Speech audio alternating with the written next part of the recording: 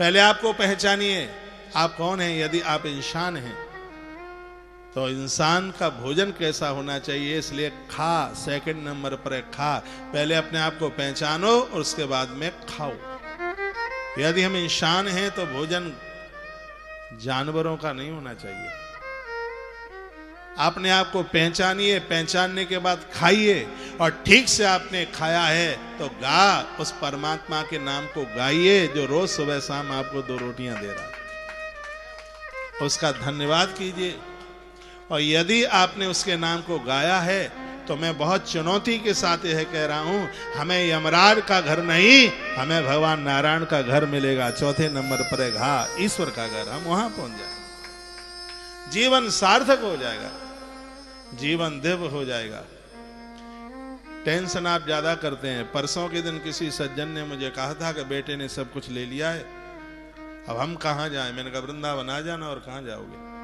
ये बहुत बड़ी शिकायत होती है, बेटे ने सब कुछ ले लिया है, क्या करें।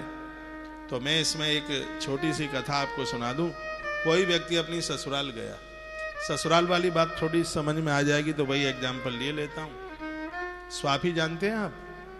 हम देहाती लोग, गांव के लोग हैं, हम लोग स्वाफी ज्यादा डालते हैं कंधे पर।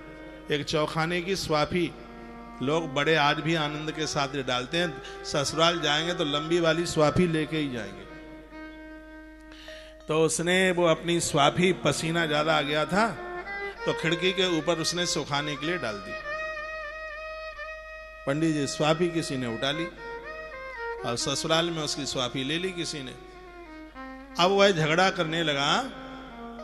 उसने कहा मैंने यहां स्वाफी लटकाई, मेरी स्वाफी किसने ले ली। और इतनी जोर से वो चिल्लाने लगा तो सांस निकल के आई। सास ने कहा लाला जी, लाला जी, दामाद को लाला जी बोलते हैं, लाला जी आप चिल्लाओ मत, जितने की स्वाफी आई है उसकी दूने हमसे पैसा ले लो, हमारी बेइज्जती तो ना करो, हमारी बदनामी ना करो, या आसपास के लोग सुनेंगे, हमें नीचा देखना पड़ेगा, आप चिल्लाइए नहीं। तो सामने से वो लड़का पैसा कोट की जेब में से उसने निकाला और कहा जीजा जी कितने की आई है स्वाफी। तो वो बोलता है कि मैंने खरीदी नहीं। खरीदी नहीं तो फिर? का जिस रेल में बैठ के आया वो स्वाफी उसमें सूख रही थी, लटक रही थी, तो वहां से मैं उसको लेकर के आ गया। वो वहां लटक, सुनिए बात को, ये स्वाफी वहां लटक रही थी तो मैं वहां से उसको लेकर के आ गया। इतने में एक महात्मा आ गया। महात्मा ने कहा तो गुस्सा क्यों करते हो, वहां लटक रही थी स्वाफी, तुम लेके आ गए, और यहां लटक रही थी स्वाफी तो उसको कोई और लेके चला गया। वो तो स्वाफी है, लटक रही है। पिता ने संपत्ति, दादाजी ने संपत्ति लटकाई, पिताजी ने ले ली, और पिताजी ने संपत्ति लटकाई तो बेटे ने ले ली, और बेटा संपत्ति लटकाया, अब आगे उसका बेटा ले लेगा। ये तो लटकती हुई आ रही है स्वाफी की तरह। इसमें रोना क्या है? इसमें ये तो लटक रही है, ये लटकती आ रही है। पहले किसी ने लटकाई, दादाजी के दादाजी ने लटकाई तो दादाजी को मिली, दादाजी ने लटकाई तो पापा जी को मिली, और पापा जी ने लटकाई तो हमें मिल गई, और आपने लटकाई तो आगे किसी को। ये तो लटकती आ रही है नादी काल से। तुम काय को रो रहे हो? लटकी हुई स्वाफी को तो कोई न कोई लेता ही रहेगा। तो उसमें रोने की तो बात ही क्या है? क्या उसमें रोना है? जब तक तुम्हारे पास थी आराम से आपने खूब उसकी मौज मारी। अब लटकी हुई स्वाफी किसी और ने ले ली तो आप क्यों रो रहे हैं? आप मत रोइए। तुम भी तो रेल के डिब्बे में से ही उठा के लेकर के आ गए थे, तुमने कौन सी खरीदी? यहाँ जो भी मिला है वो किसी का ही है, आपका नहीं था। किसी से आपके पास आया, आपसे किसी और के पास जाएगा। लटकती हुई स्वाफी के लिए रोना ही क्या है? इसलिए मस्त रहिए, आनंदोत्मग्न रहिए और मुस्कुराते हुए रहिए, और मेरे साथ रामायण की चौपाई बोलिए। स्वर दो पंडित। जय हो। चौपाइयां तो ऐसे हैं जैसे अरहर की दाल में शुद्ध देसी घी का तड़का। रामायण की चौपाई। रुद्र भाई साहब ज्यादा हल्ला गुल्ला कर रहे हो तुम? बच्चा इंसो धन धन प्रथम गति जाके शोधन धने प्रथम गति जाके धन्य पुण्य रते मते सोए पाके शोधन धन प्रथम गति जाके शोधन धन प्रथम गति जाके धन्य पुण्य रते मति सोई पाके श्री राम जय राम जय जय राम श्री राम जय राम जय जय राम श्री राम जय राम जय जय राम श्री राम जय राम जय जय राम श्री राम जय राम जय जय राम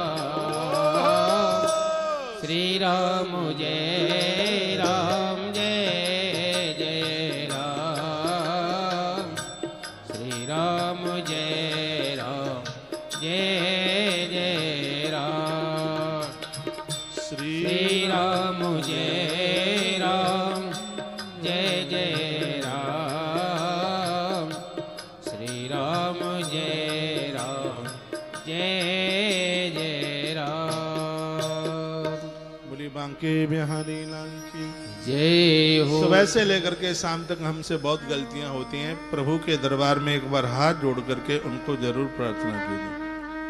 जो कभी गलती नहीं करता है उसे भगवान कहते हैं, जो गलती करता है उसे इंसान कहते हैं, जो गलती करके उस गलती का एहसास नहीं करता उसे शैतान कहते हैं, जो हमेशा गलती पर गलती करता ही रहता है उसे बेईमान कहते हैं। वो तो बड़ा खतरनाक है।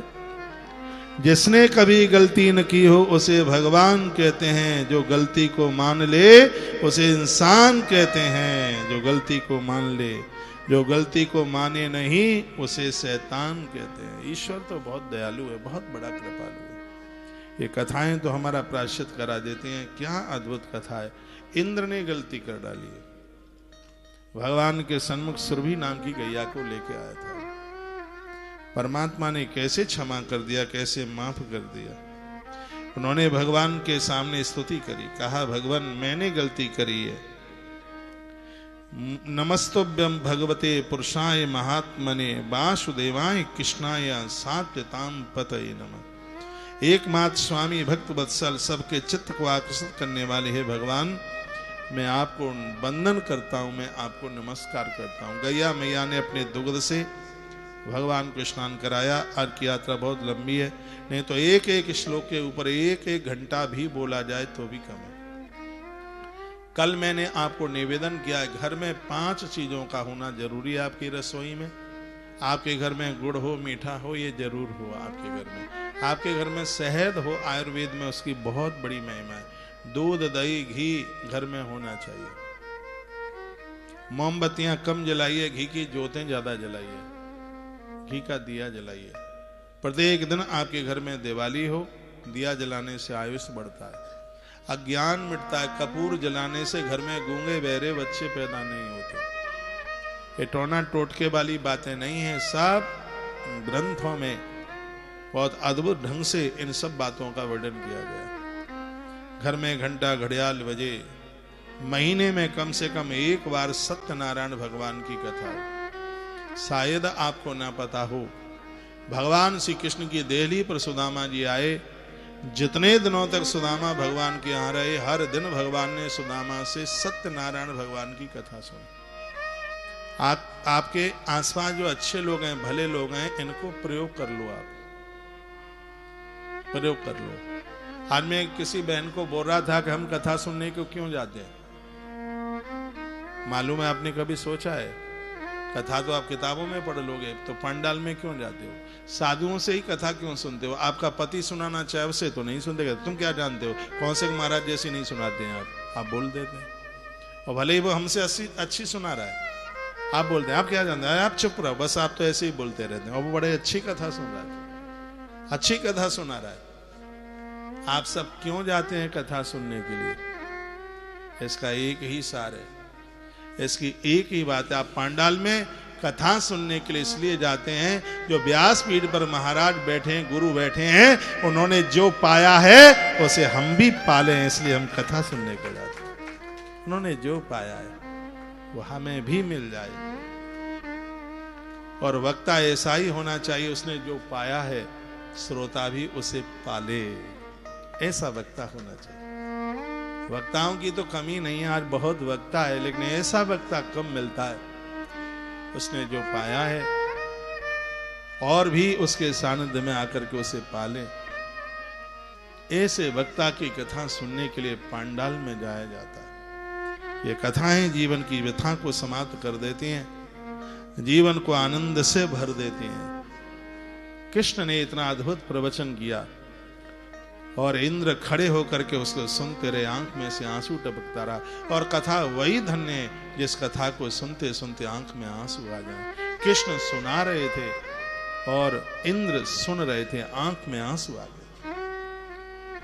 रामायण में कहा गया कि मम गुण गावत पुलक शरीरा, गदगद गिरा नैन बहे नीरा। पूजा में आंख में आंसू आ जाए, कथा सुनते सुनते, महापुरुषों को सुनते सुनते आंख में आंसू आ जाए तो पाप निकल गए, हृदय निर्मल हो गया। उसमें ठाकुर जी ने अपना मंदिर बना लिया है।